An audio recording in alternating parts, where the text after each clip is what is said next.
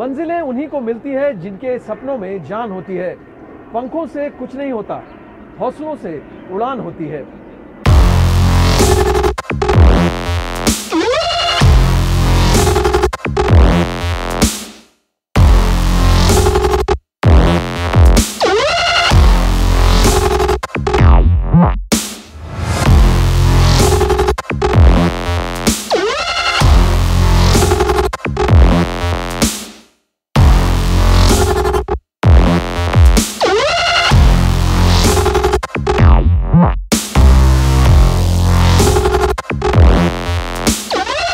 कहानी है सपनों की ऊंची उड़ान और जुनून की, जो कुछ आम लोगों को बेहद खास बनाती है।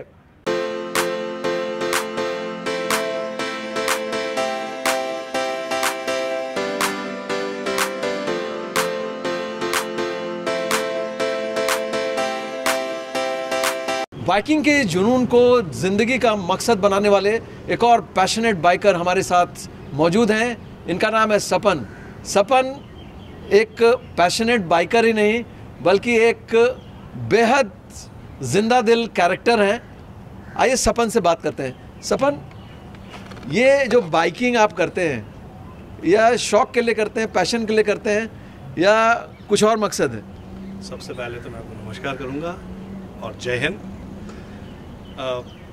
मैं इस बाइकिंग कम्युनिटी में इसलिए हूँ क्योंकि मेरा पैशन है ये, और मैं ज़िंदगी में कुछ भी करता हूँ तो मैं उसे पैशनेटली करता हूँ।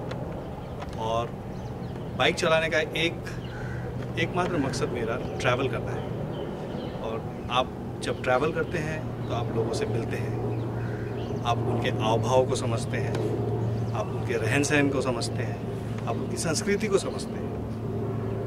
और ये बाइक मेरे लिए मेरी जान है।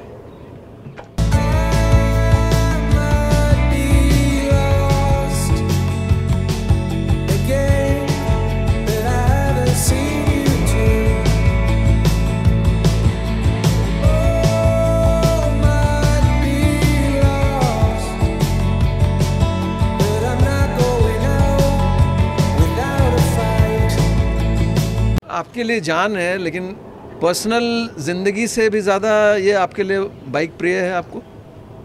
मैं गर्लफ्रेंड के लिए बाइक के लिए गर्लफ्रेंड भी छोड़ सकता हूँ, सॉरी।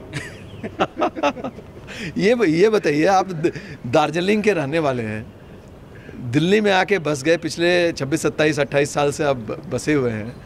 उसके बाद आपने सारा कुछ जो करियर उरियर सारा कुछ जो है ताक पर लगा दिया और ये बाइकिंग चुना। घर वाले आपको कुछ नहीं कहते?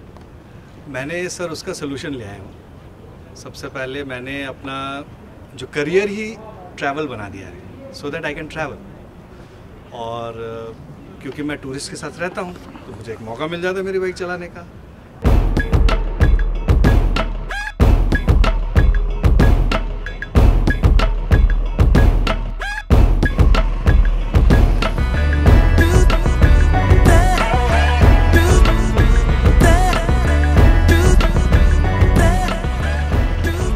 आप अपने जर्नी को, जो बाइकिंग की जर्नी है, उसको सनी देओल की आवाज़ में, मैंने सुना है बड़ी अच्छी मिमिक्री आप करते हैं, सनी देओल की आवाज़ में आप कैसे डिस्क्राइब करेंगे? सर वो जैसे हम कहते हैं बाइक में कि कहीं अगर पेट्रोल हमें चाहिए और हम कोई मांग रहा है पेट्रोल सपोजिटली, और मुझे बोलता है कि आप प्लीज़ मुझे पेट्रोल दे दीजिए, तो मैं बोलूँगा ओए पेट्रोल ले ले, लेकिन आना फगवाड़ा ज़रूर। अच्छा, एक बार मैंने कुछ आपके साथी बता रहे थे कि कहीं टोल ब्रिज पर, आप हरियाणवी भी बड़ी अच्छी बोलते हैं, तो कहीं किसी टोल ब्रिज पर किसी एक ख़ास कम्युनिटी के लोगों से आपकी मुलाकात हुई और उसको आपने उसी भाषा में जवाब दिया जो उसको सुनकर वो बिल्कुल अचरज में आ गया था। वो क्या इंसिडेंट था, उसको नरेट कीजिए। सर आपको तो पता ही है टोल बैरियर्स में कितना लफड़ा होता रहता है आजकल, आपको पता ही है। वो लॉकडाउन से पहले की बात थी। सो एक मुद्दा ये हुआ था कि मैं अपने पिताश्री के साथ जा रहा था टोल बैरियर पे, और मैं गाड़ी में था और वहाँ बहुत लंबी लाइन लग गई थी टोल बैरियर। तो वहाँ पे मैंने देखा कुछ लोकल आदमी लोग एक दूसरे में लड़ाई कर रहे हैं, बहसबाजी चल रही है। तो मैं उतर के चला गया और मैंने अपने पिताश्री को बोला प्लीज़ मुझे 2 मिनट का मौका दीजिए, अभी आया। मैं उतर के गया और मैंने लिटरली इसी तरह ही बात की थी कि भाई क्या सौदा है, उन्हें गाड़ी में साइड करके बात कर लो भाई। और वो जैसे ही मैंने ऐसे बोला, मुंह खोला, तो सारे अचरज में आ गए और 5 मिनट में सारा हाईवे क्लियर था।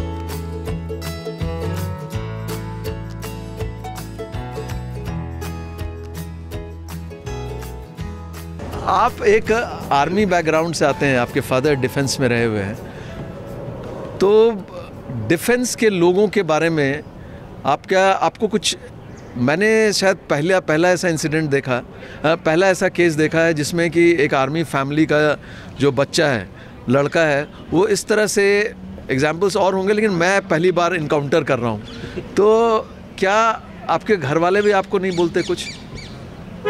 सर, सबसे पहले तो नेशन फर्स्ट और डिफेंस बैकग्राउंड से होने का मतलब होता है आप अपने ज़मीन से प्यार करते हो। अगर आप अपने ज़मीन के बारे में नॉलेज रखते हो तो आपको सब पता होता है देश में क्या चल रहा है, और ये एक ज़रिया है। सबसे पहले तो मेरा बैकग्राउंड ही सेंट्रल स्कूल रहा है और मैं एनसीसी कैडेट भी रहा हूँ, और ये एक ज़रिया है जो मुझे बचपन से ही एक शौक़ रहा है कि मैं बाइक चलाऊँ, और बाइक चलाने का मतलब है कि मशीन से प्यार करता हूँ मैं, और वो मुझे क्योंकि हर जगह ले जाती है, ये आपको एक डेस्टिनेशन पे पहुँचाती है, और ये एक ज़रिया है चलने का। आप एक मोटरसाइकिल चलाएंगे और एक गाड़ी चलाएंगे, उसमें ज़मीन आसमान का फ़र्क है, क्योंकि आप इसके साथ पूरे चीज़ों को महसूस करते हैं।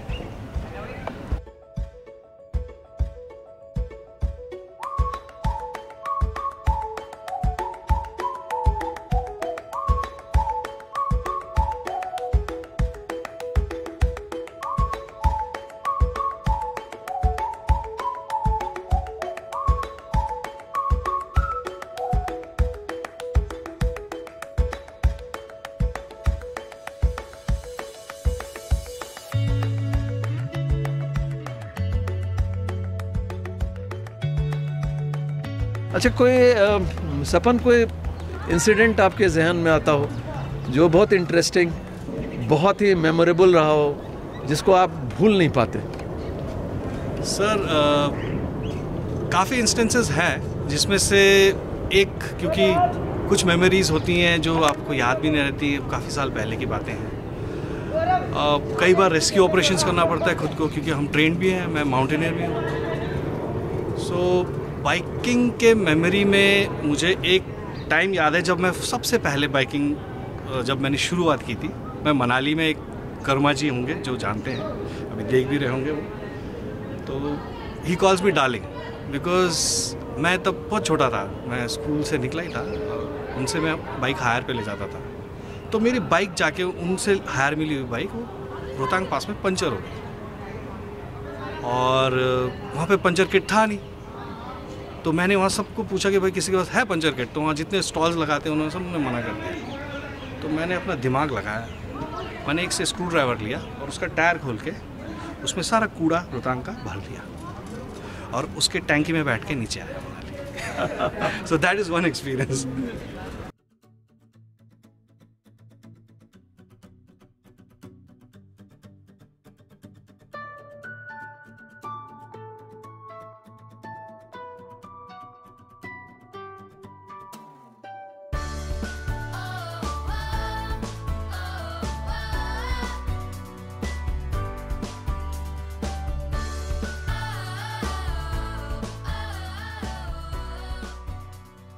अच्छा, आपके परिवार है, आपका बच्चा है, फैमिली है, तो इतने दिनों तक आप बाहर रहते हैं, तो फिर परिवार की कोई शिकायत नहीं होती आपसे?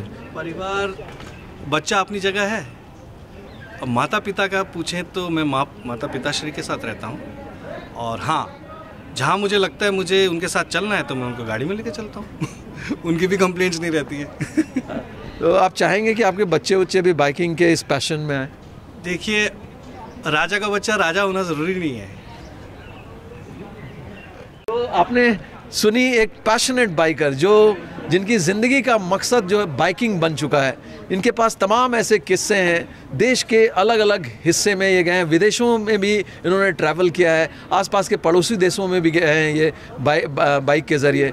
और इनकी कहानी बताती है कि बाइकिंग इनका सिर्फ एक जुनून नहीं, एक मकसद भी है।